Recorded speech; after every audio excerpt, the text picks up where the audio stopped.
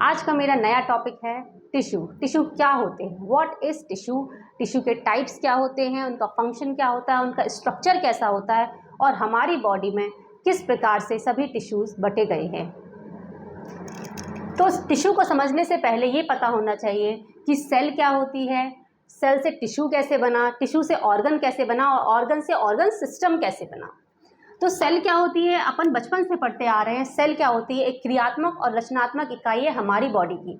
अगर सेल ना हो तो अपन ना हो, तो मतलब सेल की डेफिनेशन क्या बनेगी, cell is the structural and functional unit of the living body. Structural and functional unit of the living body, संरचनात्मक रूप से संरचना जो बन रही है हमारी बॉडी की वो भी सेल की वजह से, जो काम हो रहे हैं वो भी, फंक्शंस जो हो रहे हैं वो भी सेल की वजह से हो रहे हैं। तो इसको हम सेल कहते हैं, ठीक है।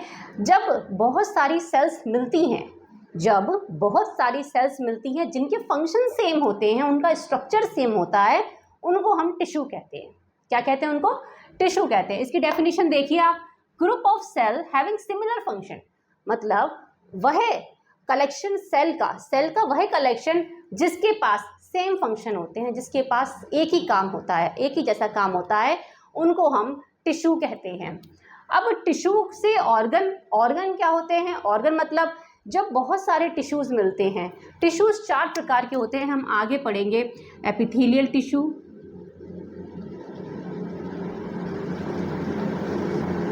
कनेक्टिव टिश्यू, मसल टिश्यू और नर्वस टिश्यू। इन चारों के कॉम्बिनेशन से ये सभी जब टिश्यूज मिल जाते हैं तो वो क्या बनाते हैं, ऑर्गन बनाते हैं। क्या बना रहे हैं, ऑर्गन बना रहे हैं। मतलब फॉर्म्ड बाय 2 और मोर प्राइमरी टाइप ऑफ टिश्यू, 2 या 2 से अधिक एपिथेलियल कनेक्टिव मिल जाए या एपिथेलियल कनेक्टिव मसल मिल जाए, 2 या 2 से अधिक टाइप के टिश्यू जब मिलते हैं तो उनसे किस चीज़ का निर्माण होता है, ऑर्गन का निर्माण होता है। अब ऑर्गन में एग्जाम्पल स्टमक हो गया, स्टमक है, यानी हमारे शरीर में जितने भी ऑर्गन्स हैं, लीवर, हार्ट, किडनी, ये सब क्या हैं, ऑर्गन है। ये सभी क्या हैं, ऑर्गन है। तो ऑर्गन से, ऑर्गन के बाद क्या होता है, ऑर्गन सिस्टम बनता है। अब ऑर्गन सिस्टम किसे कहते हैं, जब एक ही प्रकार के ऑर्गन्स, मतलब वह ऑर्गन जिनका सेम काम है, जिनका सेम काम है, उनको बोलते हैं, उनके मिलने से बनता है ऑर्गन सिस्टम। उनके मिलने से क्या बन रहा है, ऑर्गन सिस्टम। फॉर एग्जाम्पल हम समझ लेते हैं डाइजेस्टिव सिस्टम से। किससे, डाइजेस्टिव सिस्टम। अब डाइजेस्टिव सिस्टम कैसे बोल रही हूँ मैं, डाइजेस्टिव सिस्टम मतलब जो हमारा मुंह है, बक्कल कैविटी हो गई हमारी, ईजोफेगस हो गई, बक्कल कैविटी हो गई हमारी, ईजोफेगस हो गई, नीचे आया तो स्टमक आ गया, फिर पैंक्रियाज आ गया, फिर एलिमेंट्री कैनाल आ गई, एनस आ गई। तो ये सभी काम क्या कर रहे हैं, खाने को पचाने का काम कर रहे हैं। खाने को क्या कर रहे हैं, पचा रहे हैं। पचा के जो भी अवशेषित पदार्थ है उनको बाहर निकाल रहे हैं। तो इन सबका एक मिलके एकजुट जो काम होता है, इसको बोलते हैं ऑर्गन सिस्टम। तो ऑर्गन सिस्टम कौन कौन से होते हैं, डाइजेस्टिव सिस्टम हो गया, एक्सक्रीटरी सिस्टम हो गया और सर्कुलेटरी सिस्टम हो गया।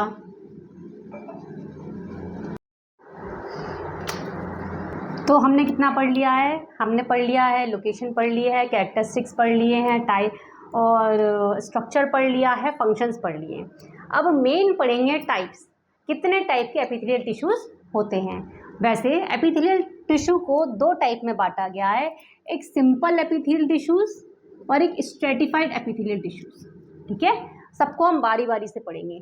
सिंपल एपिथेलियल टिश्यूज क्या, कितने में बांटा गया है, सिंपल एपिथेलियल टिश्यूज को 3 पार्ट में बांटा गया है। पहला है squamous epithelial tissues, cuboidal epithelial tissues और कॉलमनर एपिथेलियल टिश्यूज। फिर से देखो, सिंपल एपिथेलियल टिश्यूज को 3 पार्ट में बांटा गया है, squamous epithelial tissues, cuboidal epithelial tissues और कॉलमनर एपिथेलियल टिश्यूज। फिर सिंपल एपिथेलियल टिश्यूज को 2 में बांटा गया था, सिंपल एपिथेलियल टिश्यूज और स्ट्रेटिफाइड। अब स्ट्रेटिफाइड को भी 4 में बांटा गया है, स्ट्रेटिफाइड को भी 4 में बांटा गया है। Stratified squamous epithelial tissues, stratified cuboidal epithelial tissues, stratified columnar epithelial tissues और ट्रांजिशनल एपिथेलियम। ठीक है, I am repeating self, stratified squamous epithelial tissues, stratified cuboidal, stratified columnar और ट्रांजिशनल एपिथेलियल टिश्यूज। ठीक है, जो स्ट्रेटिफाइड स्क्वेमस एपिथेलियल टिश्यूज है इनको भी दो में बांटा गया है, केराटिनाइज्ड स्क्वेमस एपिथेलियम स्क्वेमस और नॉन केराटिनाइज्ड स्क्वेमस एपिथेलियम। ठीक है, ये इनका क्लासिफिकेशन है एपिथेलियम का। क्यों नहीं बन रहा, क्यों? आज के टॉपिक में हम कवर करेंगे एपिथेलियल टिश्यूज। एपिथेलियल टिश्यूज मैंने बताया है जो सबसे ऊपर की हमारी बॉडी की जो सबसे ऊपर की लेयर होती है उसको एपिथेलियल टिश्यूज कहते हैं। अब एपिथेलियल टिश्यू को पहचानेंगे कैसे? एपिथेलियल टिश्यू वह होती है जिसके अंदर, जिसके दो सेल्स के बीच में, जैसे ये दो सेल हैं, इनके बीच में कोई स्पेस नहीं रहती, ये इंटरसेलुलर स्पेस नहीं रहती। जैसे कनेक्टिव टिश्यू है, कनेक्टिव टिश्यू में ऐसी स्पेस रहती है, ये इसको बोलते हैं इंटरसेलुलर स्पेस। ठीक है, लेकिन जो एपिथेलियल टिश्यूज होते हैं इनके बीच में इंटरसेलुलर, इंटर मतलब दो, इंटरसेलुलर मतलब सेल्स के बीच में जो स्पेस होती है वो नहीं होती है। तो देखो कैरेक्टरिस्टिक क्या लिखा है, cells are closely packed without any intercellular space, मतलब सेल्स ऐसी पैक्ड होती हैं जिनके बीच में कोई भी स्पेस नहीं होता है।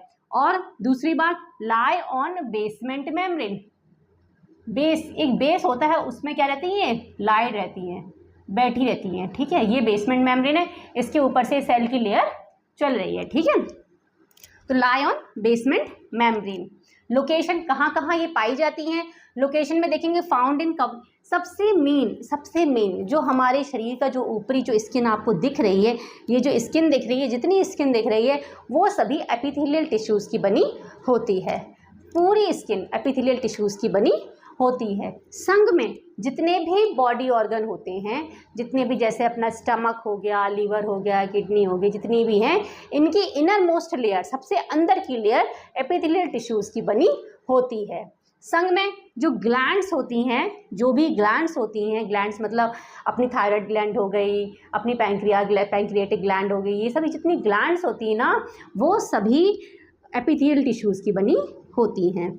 आई रिपीट इटसेल्फ, लोकेशन क्या है, कहाँ कहाँ पाई जाती है? Found in covering the body, पूरी जो बॉडी कवर हो रही है वहाँ पाई जाती है। एंड लाइनिंग कैविटीज, जितने भी हॉलो ऑर्गन, जैसे स्टमक हो गया, हॉलो है, खाली है वो स्टमक, उसमें खाना जाता है, तो उसके अंदर की जितनी भी लेयर होगी वो एपिथेलियल टिश्यूज़ की बनी होती है। Inner lining of most of the body organ, जितने भी बॉडी ऑर्गन है, स्टमक हो गया, लीवर हो गया, किडनी हो गया, ज़्यादातर इनर लाइनिंग जो होती है वो एपिथेलियल टिश्यूज़ की बनी होती है। Found in entire expose surface, जितनी बाहरी वातावरण से जो मिलती है, जो स्किन होती है, यानी हमारी स्किन जो है वो एपिथेलियल टिश्यूज़ की बनी होती है। ऑल्सो फाउंड इन ग्लैंड्स, और ग्लैंड्स में भी ये पाई जाती है, यानी ग्लैंड्स भी एपिथेलियल टिश्यूज़ की बनी होती है। लेकिन इसका मतलब ये नहीं है कि केवल एपिथेलियल टिश्यूज़ की बनी होती है, लेकिन combinations of types of tissues, जैसे muscle tissue, epithelial tissue, connective tissue, सबके कॉम्बिनेशन से हमारा ऑर्गन बनता है, हमारी ग्लैंड्स बनती हैं। अकेले एपिथेलियल टिश्यूज़ के नहीं बनती हैं, एपिथेलियल टिश्यूज़ तो पाई जाती हैं यहाँ पर। ठीक है,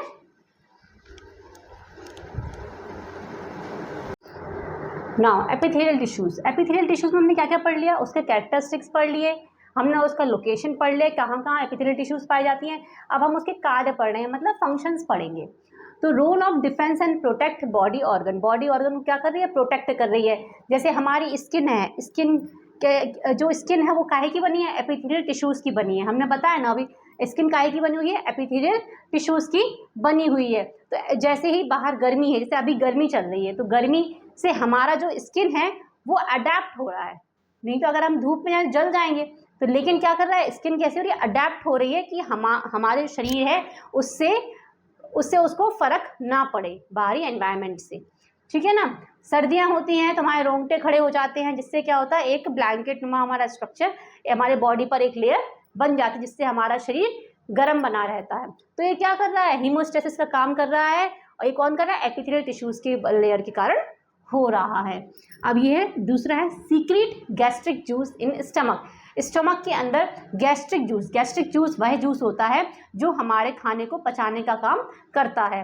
तो ये कौन सीक्रेट कर रहा है, वो हमारे एपिथेलियल टिश्यूज़ जो अंदर की इनर मोस्ट लेयर होती है इसकी एपिथेलियल टिश्यूज़ की, वो क्या कर रही है, सीक्रेट कर रही है। क्या सीक्रेट कर रही है, गैस्ट्रिक जूस सीक्रेट कर रही है। तीसरा, absorb digested food in intestine. अभी हमने पढ़ा जितनी भी इनर मोस्ट लेयर होती हैं ऑर्गन्स की, वो किसकी बनी होती है, एपिथेलियल टिश्यूज़ की बनी होती हैं। इसी प्रकार जो इंटेस्टाइन की जो अंदर की लेयर होगी वो किसकी बनी होगी, एपिथेलियल टिश्यूज़ की बनी होगी। तो उसमें क्या हो रहा है, एपिथेलियल टिश्यू क्या कर रहा है, जो भी डाइजेस्टिव फूड उसमें आ रहा है, जितना भी फूड आ रहा है उसको क्या कर रहा है, जो भी डाइजेस्टेड फूड है, जो कि यूजफुल चीज़ें हैं, उनको एब्जॉर्ब मतलब अवशोषित कर रहा है। चौथा है remove waste as sweat in skin. मतलब जब बाहर गर्मी होती है तो हमें पसीना आने लगता है, पसीना आता है, जिससे क्या होता है, हमारी बॉडी अंदर से ठंडी होती है। तो जो अपनी स्किन में से पसीना कौन निकाल रहा है, एपिथेलियल टिश्यूज़ निकाल रहे हैं। ये कुछ फंक्शंस हैं जो एपिथेलियल टिश्यूज़ निभाते हैं, और भी बहुत सारे फंक्शंस हैं। हम इसको अब इसके टाइप्स पढ़ेंगे एपिथेलियल टिश्यूज़ के।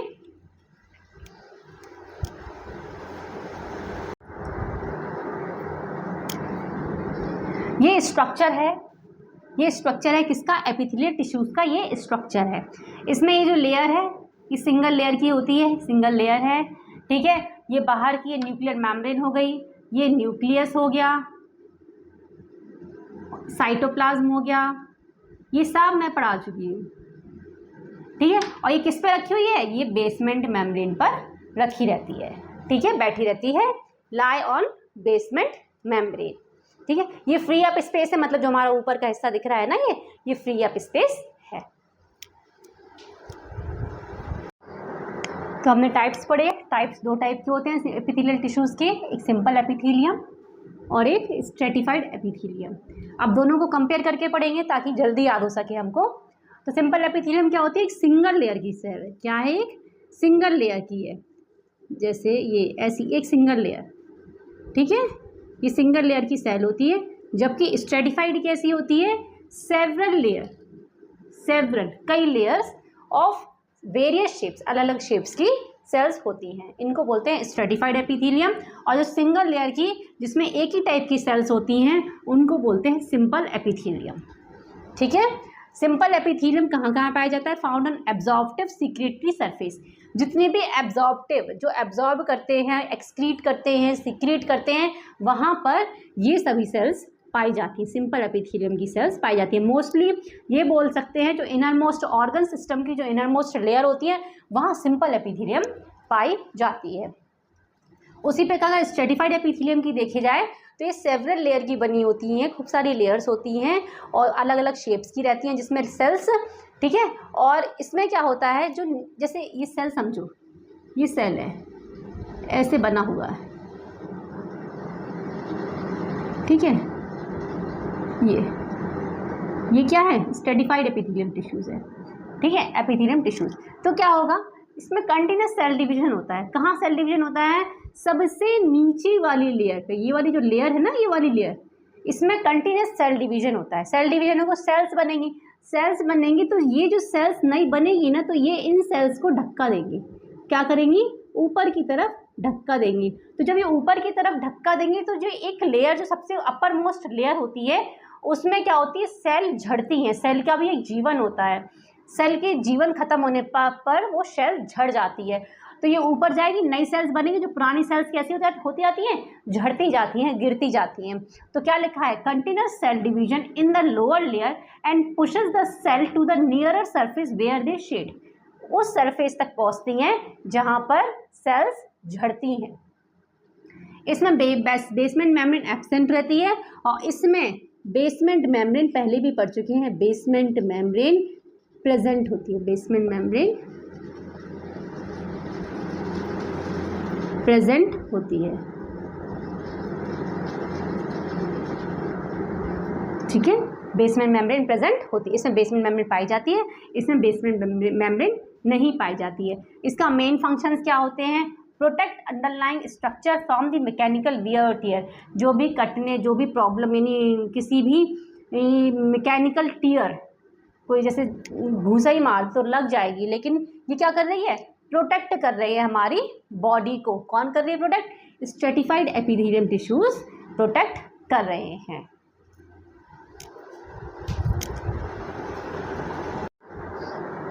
नाउ अपन पढ़ रहे हैं अब ये सिंपल एपिथेलियम के टाइप्स। किसके, सिंपल एपिथेलियम के टाइप्स ऑफ सिंपल एपिथेलियम। हमने पढ़ा था सिंपल एपिथेलियम के 3 टाइप्स होते हैं, squamous epithelium, cuboidal epithelium and columnar epithelium. Squamous, cuboidal and columnar. Squamous मतलब चपटी, स्क्वैमस मतलब क्या होती है, चपटे आकार की। ये क्या होती है, चपटी होती है, ऐसी ये आकार होता है इसका, ऐसी चपटी नुमा स्ट्रक्चर।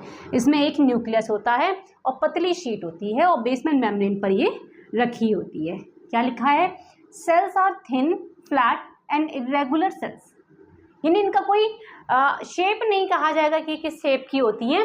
तो ये पतली होती है, चपटी होती हैं और इरेगुलर सेल्स होती है, कैसी भी हो सकती हैं। और nuclei is in the centre, और न्यूक्लियस कहाँ होता है, सेंटर में होता है। हम अगर समझने की कोशिश करें तो कंपैरेटिवली समझेंगे, कंपैरिजन के साथ समझेंगे तो ज़्यादा अच्छे समझ में आएगा। जैसे हमने स्क्वैमस पढ़ लिया, अब क्यूबॉइडल, क्यूबॉइडल मतलब था क्यूब के आकार की। स्क्वायर कैसी हो रही है सेल, चौकोर हो रही है, ये चौकोर सेल्स होती है, चौकोर सेल्स है और संग में न्यूक्लियस इनके सेंटर में रहता है। ठीक है, न्यूक्लियस कहाँ रहता है, सेंटर में रहता है इसके। ऐसे कॉलमनर, कॉलमनर मतलब होता है रेक्टेंगल के आकार की, लंबी रेक्टेंगल के आकार की। देखो ये कैसी हो रही है, रेक्टेंगुलर शेप है ये इसका। ये कैसा शेप है, स्क्वायर शेप है। ठीक है, तीनों में डिफरेंस समझ में आया। स्क्वैमस मतलब कैसे चपटी होती है, क्यूबॉइडल मतलब क्यूब के आकार की होती है, और कॉलमनर मतलब रेक्टेंगल के शेप की होती है। ठीक है, रेक्टेंगल के शेप की, संग में जो न्यूक्लियस होता है वो बेसमेंट मेम्ब्रेन की नीचे की साइड होता है, ऊपर इसका न्यूक्लियर नहीं होता है। ठीक है, अब हम समझेंगे लोकेशन, कंपैरेटिवली लोकेशन समझेंगे इसकी। स्क्वैमस की लोकेशन क्या है, हम बेसिक ऑल एंड ओवर पढ़ चुके हैं कि एपिथेलियल सेल्स की, एपिथेलियल टिश्यूज़ की फंक्शंस क्या क्या होते हैं, उसकी लोकेशन क्या क्या होती है। लेकिन लोकेशन एज पर्टिकुलरली टाइप के हिसाब से बांटी गई हैं। तो देखें अपन स्क्वैमस की क्या लोकेशन है, ईजोफेगस। ईजोफेगस मतलब ये हमारी जो खाने की नली होती ना, यहाँ से यहाँ तक खाने की नली को अपन ईजोफेगस बोलते हैं। इसकी जो अंदर की जो लाइनिंग होती है, इनर मोस्ट जो लाइनिंग होती है, वो किसकी बनी होती है, स्क्वैमस एपिथेलियम की बनी होती है। संग में जो हमारा माउथ है, ओरल कैविटी है, जो मुंह के अंदर की जो जगह है, उसकी लेयर काय की बनी है, स्क्वैमस एपिथेलियम की बनी हुई है। Alveoli of the lungs, lungs के अगर लंग्स देखा जाए, लंग्स का सबसे एंड पार्ट, जैसे हम सेल का पढ़ते हैं ना, सेल एक संरचनात्मक क्रियात्मक इकाई होती है, वैसे ही एल्वेलाई संरचनात्मक और क्रियात्मक इकाई किसकी है, रेस्पिरेटरी सिस्टम की है। तो एल्वेलाई सबसे एंड पार्ट होता है लंग्स का। तो यहीं पर गैस का एक्सचेंज होता है, CO2 हम छोड़ते हैं और O2 हम लेते हैं। Alveoli of the lungs, alveoli किसके बने होते हैं, स्क्वैमस एपिथेलियम के बने होते हैं। संग में जो ब्लड वेसल्स होती हैं, उनकी इनर जो लेयर होती है वो स्क्वैमस एपिथेलियम की बनी होती है। अब ऐसे ही हम कंपैरेटिवली पढ़ेंगे क्यूबॉइडल। क्यूब के आकार की सेल्स कहाँ कहाँ पाई जाएंगी, किडनी के ट्यूब्यूल्स में, जो किडनी के ट्यूब्स होते हैं, रीनल ट्यूब्यूल कहते हैं उनको, उसमें पाई जाएगी। सलाइवरी ग्लैंड की डक्ट में पाई जाएगी, जो लार बनती है ना, जिसकी वजह से हम बात कर पाते हैं, बोल पाते हैं, खाना खा पाते हैं, जितने भी मुंह के जितने भी फंक्शंस होते हैं वो सलाइवा के द्वारा, लार के द्वारा होती है। तो लार ग्रंथि की जो डक्ट होती है वो किसकी बनी होती है, क्यूबॉइडल की बनी होती है, क्यूबॉइडल एपिथेलियम की बनी होती है। ऐसी कॉलमनर में जो इंटेस्टाइन की जो अंदर की जो लाइनिंग होती है, इंटेस्टाइन मतलब आंत की जो लाइनिंग होती है, अंदर की सबसे अंदर की लाइन होती है, वो किसकी बनी होती है, कॉलमनर एपिथेलियल टिश्यूज़ की बनी होती है। संग में जो रेस्पिरेटरी ट्रैक्ट होता है, उसकी जो अंदर की लेयर होती है वो भी कॉलमनर एपिथेलियम की बनी होती है।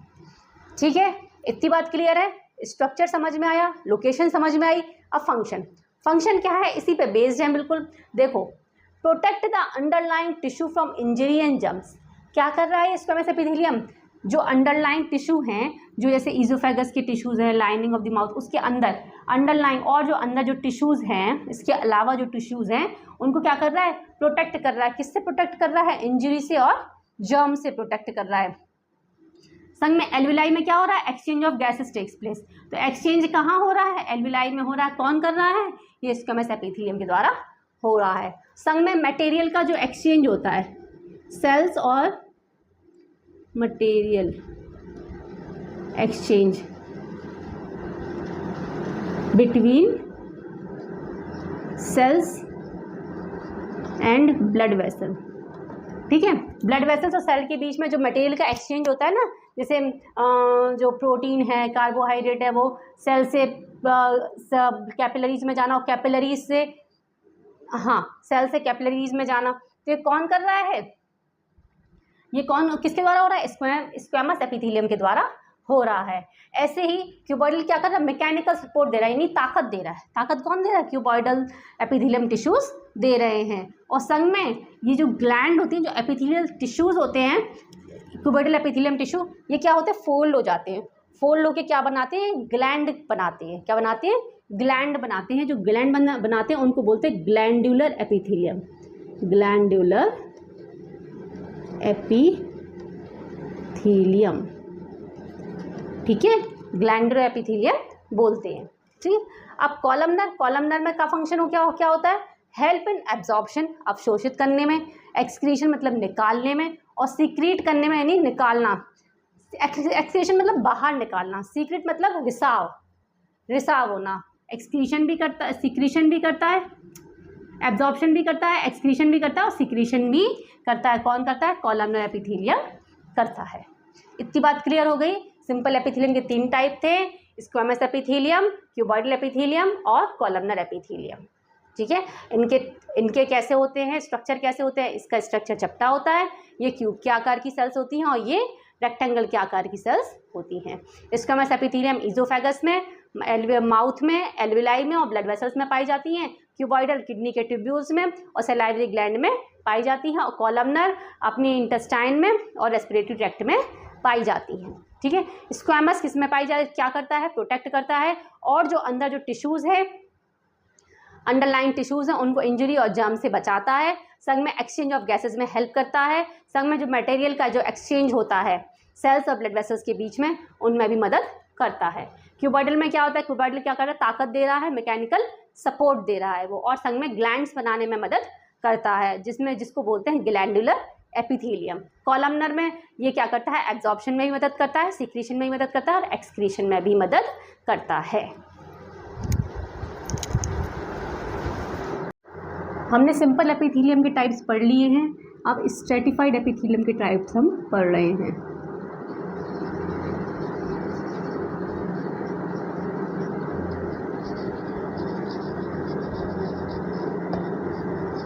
स्ट्रेटिफाइड एपिथेलियम के टाइप्स पढ़ रहे हैं। स्ट्रेटिफाइड एपिथेलियम के टाइप्स कौन कौन से पढ़े थे अपन ने, एक stratified squamous, stratified columnar, stratified cuboidal, transitional epithelium, ठीक है। इसमें भी 3 बन पाए हैं और नेक्स्ट हम पढ़ाएंगे। पहले सभी चीज़ों को हम कंपेयर करके पढ़ेंगे ताकि आपको समझ में आ सके और आप कंपेयर करके लिख सकें उस चीज़ को, ठीक है ना। तो स्ट्रेटिफाइड स्क्वैमस में हमने क्या पढ़ा, चपटी जो सेल्स होती हैं उनको स्क्वैमस एपिथेलियम बोलते हैं, सिंगल लेयर की। वही सिंगल लेयर जब मल्टीपल लेयर में कन्वर्ट हो जाती है उनको स्ट्रेटिफाइड स्क्वैमस एपिथेलियम बोलते हैं, ठीक है। तो ऐसे ही स्ट्रेटिफाइड क्यूबॉइडल मतलब क्यूब के आकार की जो सिंपल एपिथेलियम में सेल्स थी, क्यूब के आकार की सेल्स, उन्हें क्यूबॉइडल एपिथेलियल सेल्स कहते रहे। लेकिन यहाँ पर क्या है, स्ट्रेटिफाइड मतलब क्यूब के आकार की कई सेल्स की लेयर, उनको स्ट्रेटिफाइड क्यूबॉइडल सेल्स कहते हैं। ऐसे स्ट्रेटिफाइड कॉलमनर मतलब लंबी सेल्स, रेक्टेंगुलर शेप्स की जो सेल्स होती हैं, एक सेल की लेयर नहीं कई सेल्स की लेयर जो होती हैं, उनको स्ट्रेटिफाइड कॉलमनर एपिथेलियम बोलते हैं, ठीक है। अब पढ़ते हैं इसको। स्ट्रेटिफाइड स्क्वैमस में multiple layer of flat cells, stratified cuboidal में multiple layer of cuboidal cells, और स्ट्रेटिफाइड कॉलमनर में multiple layer of tall cells. Clear. फिर इसी प्रकार से हम लोकेशंस पढ़ेंगे। कंपेयर करो, जो सिंपल स्क्वैमस में है लगभग वही चीज़ स्ट्रेटिफाइड स्क्वैमस में, वही चीज़ स्ट्रेटिफाइड क्यूबॉइडल में, वही चीज़ स्ट्रेटिफाइड कॉलमनर में होगी, ठीक है। स्ट्रेटिफाइड स्क्वैमस में कहाँ ये पाई जाएंगी, स्किन में, ईजोफेगस में, ओरल कैविटी में, टंग में और वेजाइना कॉर्निया में। स्किन समझ में आ गया। ईजोफेगस मैंने बता ही दिया, जो खाने की जो नली होती है उसको ईजोफेगस कहते हैं। ओरल कैविटी मतलब मुंह के अंदर की जो बक्कल कैविटी, जो मुंह के अंदर ही कैविटी होती है, उसको ओरल कैविटी कहते हैं। टंग मतलब जीभ होता है, वेजाइना मतलब फीमेल रिप्रोडक्टिव ऑर्गन को वेजाइना कहते हैं, और कॉर्निया मतलब आँखों के अंदर की लेयर को कॉर्निया बोलते हैं। ये सभी क्या करती हैं ये सेल्स, स्टेरिफाइड स्क्वैमस प्रोटेक्ट कर रही हैं अगेंस्ट एब्रेजन, कोई भी घात से, कोई भी प्रॉब्लम से उसको, अपने शरीर को प्रोटेक्ट कर रही हैं, उस ऑर्गन को प्रोटेक्ट कर रही हैं। स्ट्रेटिफाइड क्यूबॉइडल में क्या होता है, हमने स्ट्रेटिफाइड क्यूबॉइडल एपिथेलियम में पढ़ा था, ये मुड़ के ना ग्लैंड्स बनाती हैं, यानी इसी में ग्लैंडुलर एपिथेलियम आता है, ठीक है। तो यहाँ पे स्ट्रेटिफाइड क्यूबॉइडल में क्या सीख रहे हैं अपन, जो स्वेट ग्लैंड्स हो गई, सेलाइवरी ग्लैंड्स हो गई, मेमोरी ग्लैंड्स आती हैं, ये किसके द्वारा बनाई जा रही हैं, स्ट्रेटिफाइड क्यूबॉइडल के द्वारा बनाई जा रही हैं, ठीक है। फिर स्ट्रेटिफाइड कॉलमनर क्या क्या बनाते हैं, मेल यूरेथ्रा बना रहे हैं, और ग्लैंडुलर डक्ट, जो ग्लैंड्स की जो डक्ट होती है ना उनको ग्लैंडुलर डक्ट बोलते हैं, वो किसकी बनी होती है, स्ट्रेटिफाइड कॉलमनर की बनी होती है। ये लोकेशन हो गई।